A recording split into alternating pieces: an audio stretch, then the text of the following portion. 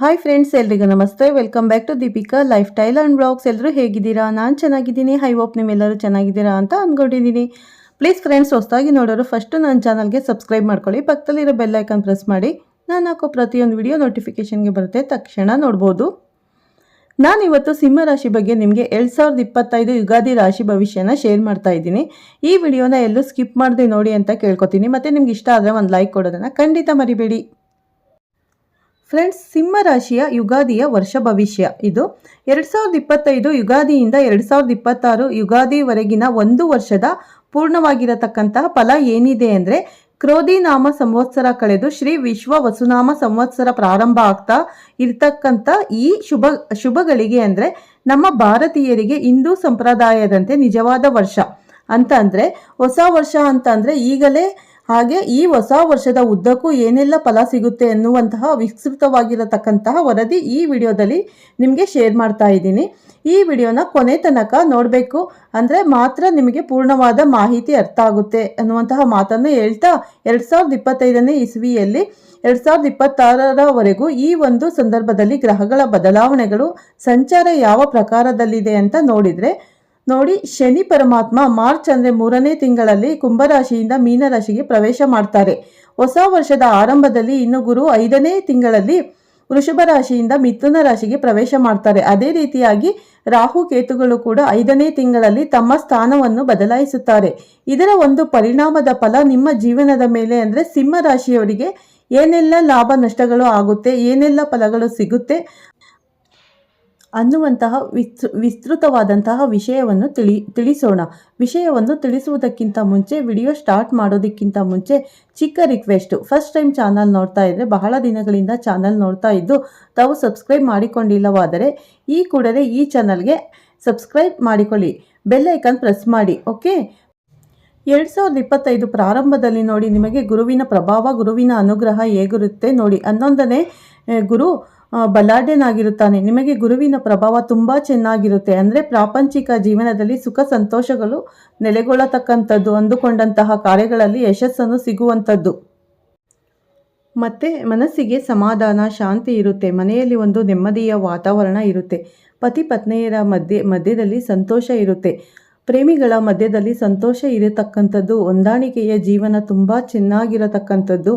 ಇನ್ನು ಉತ್ತಮವಾಗಿರತಕ್ಕಂತಹ ಧನ ಸಂಪಾದನೆ ಯೋಗ ಅಂದರೆ ಹಣಕಾಸಿನ ಮೂಲ ತುಂಬ ಚೆನ್ನಾಗಿ ಕೆಲಸದ ಮೇಲೆ ಒತ್ತನ್ನು ಕೊಟ್ಟರೆ ನಾಲ್ಕು ಕಾಸು ಸಂಪಾದನೆ ಮಾಡಿಕೊಳ್ಳುವುದಕ್ಕೂ ಕೂಡ ಒಂದು ಒಳ್ಳೆಯ ಅವಕಾಶಗಳು ಈ ಒಂದು ವರ್ಷದಲ್ಲಿ ನಿಮಗೆ ಕಂಡು ಬರ್ತಾ ಇರತಕ್ಕಂಥದ್ದು.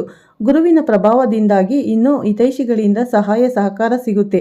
ನೀವು ಯಾರ ಮೇಲೆ ಒಂದು ನಂಬಿಕೆ ಇರುತ್ತೆ ಆ ವ್ಯಕ್ತಿಗಳಿಂದ ಒಳ್ಳೆ ರೆಸ್ಪಾನ್ಸ್ ಸಿಗುತ್ತೆ. ತಂದೆ ತಾಯಿಗಳಿಂದ, ಹಿರಿಯರಿಂದ ಒಳ್ಳೆ ಮಾರ್ಗದರ್ಶನ ಸಿಗುತ್ತೆ.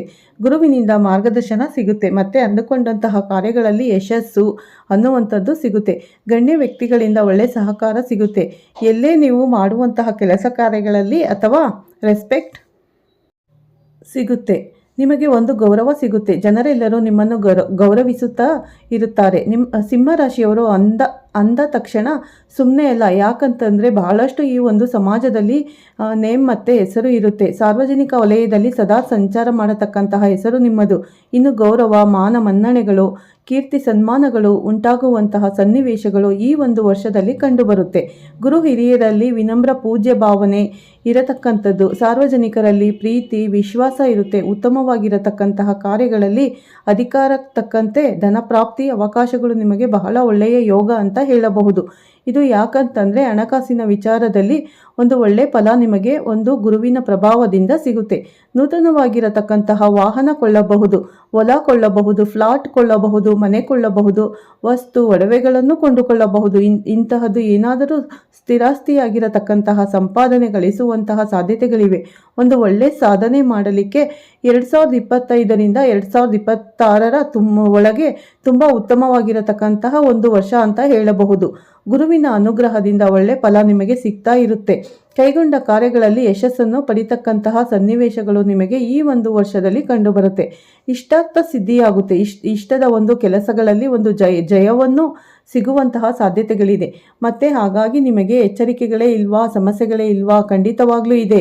ಯಾಕಂತಂದರೆ ಒಂದು ಒಳ್ಳೆ ಫಲ ಸಿಗ್ತಾ ಇದೆ ಅಂತಂದರೆ ಇನ್ನೊಂದು ಯಾವುದೋ ಒಂದು ಎಚ್ಚರಿಕೆ ಇದ್ದೇ ಇರುತ್ತೆ. ಜೀವನ ಅಂತ ಅಂದ್ರೇ ಹಾಗೆ, ಕೆಲವೊಂದು ಎಚ್ಚರಿಕೆಗಳಿದ್ದಾವೆ, ಕೆಲವೊಂದು ಸವಾಲುಗಳು ಕೂಡ ಇದ್ದಾವೆ. ನೋಡಿ, ಈ ವರ್ಷದಲ್ಲಿ ಅರ್ಧ ಒಂದು ಅಷ್ಟಮ ಶನಿ ಅಂದರೆ 8ನೇ ಸ್ಥಾನದಲ್ಲಿ ಶನಿ ಒಂದು ಸಂಚಾರ ಯಾವ ಪ್ರಕಾರದಲ್ಲಿ ನಿಮ್ಮ ಜೀವನದ ಮೇಲೆ ಆಗುತ್ತೆ ಅನ್ನುವಂತಹ ಬಹುಮುಖ್ಯವಾದ ವಿಚಾರಗಳನ್ನು ನೀವು ತಿಳಿದುಕೊಳ್ಳಲೇಬೇಕಾಗುತ್ತೆ. ಜೊತೆಗೆ ಈ ಗುರುವಿನ ಅನುಗ್ರಹ ಅಂತೂ ಚೆನ್ನಾಗಿ, ಇನ್ನು ಶನಿ ಪರಮಾತ್ಮನ ಪ್ರಭಾವ 2025-26ರಲ್ಲಿ ಅಷ್ಟಮ ಶನಿಯ ಪ್ರಭಾವ 8ನೇ ಮನೆಯ ಒಂದು ಪ್ರಭಾವ ನಿಮಗೆ ಯಾವ ಪ್ರಮಾಣದಲ್ಲಿ ಆಗುತ್ತೆ, ಅದರ ಫಲ ಹೇಗಿರುತ್ತೆ ಅನ್ನೋದರ ಬಗ್ಗೆ ವಿಸ್ತೃತವಾಗಿ ತಿಳಿಸೋಣ. ಆದರೆ ಅದನ್ನು ತಿಳಿಸುವುದಕ್ಕಿಂತ ಮುಂಚೆ ವಿಡಿಯೋ ಈಗ ಸ್ಟಾರ್ಟ್ ಆಗಿದೆ ಅಂತ ಹೇಳಬೇಕು.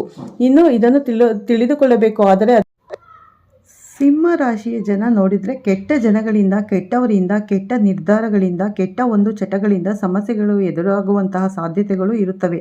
ಇದನ್ನು ಗಮನಿಸಬೇಕು. ಯಾಕಂತಂದರೆ ಈ ಕೆಟ್ಟ ಜನಗಳ ದುಷ್ಟ ಜನಗಳ ಸಹವಾಸದಿಂದ ನೀವು ದೂರ ಸರಿಬೇಕು. ನಿಮ್ಮ ಹತ್ರ ಏನಾದರೂ ಕೆಟ್ಟ ಚಟಗಳಿದ್ದರೆ ಅದನ್ನು ಬಿಟ್ಟು ಬಿಡಬೇಕು. ಕೆಟ್ಟ ಜನರ ಸಹವಾಸ ಮತ್ತು ದುಡುಕಿನ ನಿರ್ಧಾರಗಳನ್ನು ತೆಗೆದುಕೊಳ್ಳಬಾರದು. ನಿಮ್ಮ ವ್ಯಾಪಾರ ಇರಲಿ, ವಹಿವಾಟು ಇರಲಿ, ಕೆಲಸ ಇರಲಿ ಮತ್ತು ಜನಗಳಿರಲಿ, ಅಥವಾ ನೀವು ತೆಗೆದುಕೊಳ್ಳುವಂತಹ ಪ್ರತಿಯೊಂದು ನಿರ್ಧಾರಗಳು ಕೂಡ ಬಹಳ ಬಹಳ ಎಚ್ಚರಿಕೆಯಿಂದ ನೀವು ತೆಗೆದುಕೊಳ್ಳಬೇಕಾಗುತ್ತೆ. ಯಾಕಂತಂದರೆ ದುಡುಕಿನ ನಿರ್ಧಾರಗಳನ್ನು ತೆಗೆದುಕೊಳ್ಳಬಾರದು. ದುಡುಕಿನ ನಿರ್ಧಾರ ತೆಗೆದುಕೊಂಡ್ರಿ ಅಂತಂದರೆ ನಷ್ಟವನ್ನು ಅನುಭವಿಸಬೇಕಾಗುತ್ತದೆ. ದುಷ್ಟ ಜನರ ಸಹವಾಸದಿಂದ ಸಮಸ್ಯೆಗಳಾಗುತ್ತೆ. ಕೋರ್ಟ್ ಕಚೇರಿ ಕೆಲಸಗಳಲ್ಲಿ ಸಮಸ್ಯೆ ಆಗುತ್ತೆ. ಮತ್ತು ಕೋರ್ಟ್ ಕಚೇರಿ ಕೆಲಸ ಅಂತ ಹೇಳಿ ಅಲೆದಾಡಬೇಕಾಗುತ್ತೆ. ಸ್ವಲ್ಪ ಇದರ ಬಗ್ಗೆ ಎಲ್ಲ ನೀವು ಗಮನ ಹರಿಸಬೇಕು. ಯಾಕಂತಂದರೆ ನೀವು ಸಾರ್ವಜನಿಕ ವಲಯದಲ್ಲಿ ಹೇಗಿರ್ತೀರಿ, ನಿಮ್ಮ ಬಗ್ಗೆ ಜನಗಳ ಅಭಿಪ್ರಾಯ ಹೇಗಿದೆ, ನೀವಿಲ್ಲಿ ಏನು ನಿರ್ಧಾರ ತಗೋಬೇಕು, ಪ್ರಾಬ್ಲಮ್ ಹೆಂಗಿರುತ್ತೆ, ಯಾರಿಗೆ ಏನೋ ಪ್ರಾಬ್ಲಮ್ ಆಯಿತು ಅಂತ ತಕ್ಷಣ ಸಡನ್ನಾಗಿ ಅವರಿಗೆ ರೆಸ್ಪಾನ್ಸ್ ಮಾಡಿಬಿಡ್ತೀರಿ. ನೀವು ಮಧ್ಯಸ್ಥಿಕೆ ವಹಿಸುವಂಥದ್ದು, ಜಾಮೀನು ಆಗುವಂಥದ್ದು, ಮೂರನೆಯವರು ಕಲಹಗಳ ಸಮಸ್ಯೆಗಳನ್ನು ನೀವು ಬಗೆಹರಿಸುವುದಕ್ಕೆ ಹೋಗಿ ಸಿಕ್ಕಾಕೊಂಡು ಬಿಡೋದು ನಿಮ್ಮ ಒಂದು ಕ್ಯಾರೆಕ್ಟರ್ಗೆ, ನಿಮ್ಮ ಒಂದು ಹೆಸರಿಗೆ ಕೆಟ್ಟ ಹೆಸರು ಬರುವಂಥದ್ದು. ಈ ರೀತಿಯಾದಂತಹ ಸಮಸ್ಯೆಗಳು, ಸಾಧ್ಯತೆಗಳು ಜಾಸ್ತಿ ಇರುತ್ತದೆ. ಇದರ ಬಗ್ಗೆ ನೀವು ಜಾಸ್ತಿ ಗಮನ ಹರಿಸಬೇಕಾಗುತ್ತದೆ. ಬಹಳ ತಾಳ್ಮೆ ಇರಬೇಕು, ಎಚ್ಚರಿಕೆ ಇರಬೇಕು. ಸಾರ್ವಜನಿಕ ವಲಯದಲ್ಲಿ ಇದನ್ನೊಂದು ದೊಡ್ಡ ಪ್ರಮಾಣದ ಎಚ್ಚರಿಕೆ ಎನ್ನುವಂಥದ್ದನ್ನು ಗಮನದಲ್ಲಿ ಇಟ್ಕೋಬೇಕಾಗುತ್ತದೆ. ಜೊತೆಗೆ ಗುರುವಿನ ಅನುಗ್ರಹದಿಂದ ಹಣ ಬಂದರೂ ಕೂಡ ಶನಿ ಪರಮಾತ್ಮನ ಪ್ರಭಾವದಿಂದ ಖರ್ಚು ವೆಚ್ಚಗಳು ಜಾಸ್ತಿ ಆಗುತ್ತದೆ. ಖರ್ಚಿಗೆ ಕಡಿವಾಣವನ್ನು ಹಾಕಬೇಕಾಗುತ್ತದೆ. ದುಡ್ಡು ಬರ್ತಾ ಇದೆ ಬಿಡೋ, ಹೆಂಗೋ ಖರ್ಚು ಮಾಡಿಬಿಡೋಣ ಅನ್ನುವಂಥದ್ದು ಅಲ್ಲ. ಬಂದಿರುವ ದುಡ್ಡನ್ನು ಸರಿಯಾಗಿ ಸದುಪಯೋಗ ಮಾಡಿಕೊಳ್ಳಬೇಕು. ಅದನ್ನು ನೀವು ಉಪಯೋಗಿಸಿಕೊಂಡರೆ ನಿಮಗೆ ಖಂಡಿತವಾಗ್ಲೂ ಒಳ್ಳೆ ಫಲ ಸಿಗುತ್ತೆ. ಸಾಲ ಮಾಡಲಿಕ್ಕೆ ಹೋಗಬಾರದು. ಸಾಲ ಅಂತೂ ಮಾಡಲೇಬಾರದು. ಹಾಸಿಗೆ ಇದ್ದಷ್ಟು ಕಾಲು ಚಾಚಬೇಕು. ತೀರಾ ಅತಿ ಅವಶ್ಯಕತೆ ಇದೆ, ಬೇರೆ ದಾರಿ ಇಲ್ಲ, ಯಾವುದೋ ನನಗೆ ದುಡ್ಡು ಬರುತ್ತೆ ಬಂದ ಮೇಲೆ ಈ ಸಾಲ ತೀರಿಸ್ತೀನಿ ಎನ್ನುವಂತಹ ಓವರ್ ಕಾನ್ಫಿಡೆನ್ಸ್ ಇದ್ದರೆ ಖಂಡಿತ ಮಾಡಿಕೊಳ್ಳಿ. ಆದರೆ ಬರುತ್ತೆ ಬಿಡೋ, ಏನೋ ಒಂದು ಆಗಬಹುದು, ಏನೋ ಒಂದು ಪವಾಡನೇ ನಡಿಬಹುದು ಅಂತ ಓವರ್ ಕಾನ್ಫಿಡೆನ್ಸು ಇಟ್ಕೊಳ್ಳೋಕೆ ಹೋಗಬೇಡಿ. ಯಾಕಂದರೆ ನೀವು ತೊಂದರೆಗೆ ಸಿಗಾಕೊಳ್ಳೋ ಪರಿಸ್ಥಿತಿ ಕೂಡ ಎದುರಾಗುತ್ತೆ. ಯಾಕಂದರೆ ಈಗ ಹಣ ಬಂದಿದೆ ಅಂತ ಖರ್ಚು ಮಾಡಿಬಿಟ್ರೆ ನಾಳೆ ನಿಮಗೆ ತುಂಬ ಕಷ್ಟಗಳು ಬಂದೇ ಬರುತ್ತೆ. ಹಾಗಾಗಿ ನೀವು ಬಂದ ಹಣವನ್ನು ಉಳಿಸ್ಕೊಳ್ಳೋದಕ್ಕೆ ಆದಷ್ಟು ಪ್ರಯತ್ನ ಪಡಿ. ಒಳ್ಳೆಯ ಕೆಲಸಗಳಿಗೆ ಖರ್ಚು ಮಾಡಿ. ಕೆಟ್ಟವರ ಸಹವಾಸವನ್ನು ಆದಷ್ಟು ದೂರ ಮಾಡ್ಕೊಳ್ಳಿ. ಖಂಡಿತ ಈ ವರ್ಷ ನಿಮಗೆ ಒಳ್ಳೆಯ ಫಲಗಳನ್ನು ಕೊಡುತ್ತೆ ಅಂತಲೇ ಹೇಳ್ಬೋದು ಸಿಂಹರಾಶಿಯವರಿಗೆ. ಓಕೆ ಫ್ರೆಂಡ್ಸ್, ಈ ಯುಗಾದಿಯ ಸಿಂಹ ರಾಶಿಯ ವರ್ಷ ಭವಿಷ್ಯನ ನಿಮ್ಮ ಜೊತೆ ಶೇರ್ ಮಾಡಿದ್ದೀನಿ. ಈ ವಿಡಿಯೋನ ಫಸ್ಟಿಂದ ಕೊನೆವರೆಗೂ ಸ್ಕಿಪ್ ಮಾಡದೆ ನೋಡಿ. ನಿಮ್ಗೆ ಏನು ಅನಿಸುತ್ತೆ ಈ ವಿಡಿಯೋ ಬಗ್ಗೆ ಅನ್ನೋದನ್ನು ಕಮೆಂಟ್ ಸೆಕ್ಷನಲ್ಲಿ ತಿಳಿಸಿ. ಇಷ್ಟ ಆದರೆ ಒಂದು ಲೈಕ್ ಕೊಡೋದನ್ನು ಖಂಡಿತ ಮರಿಬೇಡಿ. ಮತ್ತೆ ನಾನು ನೆಕ್ಸ್ಟ್ ವಿಡಿಯೋ ಅಥವಾ ವ್ಲಾಗ್ ಒಂದಿಗೆ ಸಿಗ್ತೀನಿ. ನೆಕ್ಸ್ಟ್ ಮುಂದಿನ ರಾಶಿಯೊಂದಿಗೆ ಬರ್ತೀನಿ. ಅಲ್ಲಿವರೆಗೂ ನಿಮ್ಮೆಲ್ಲರಿಗೂ ಬಾಯ್.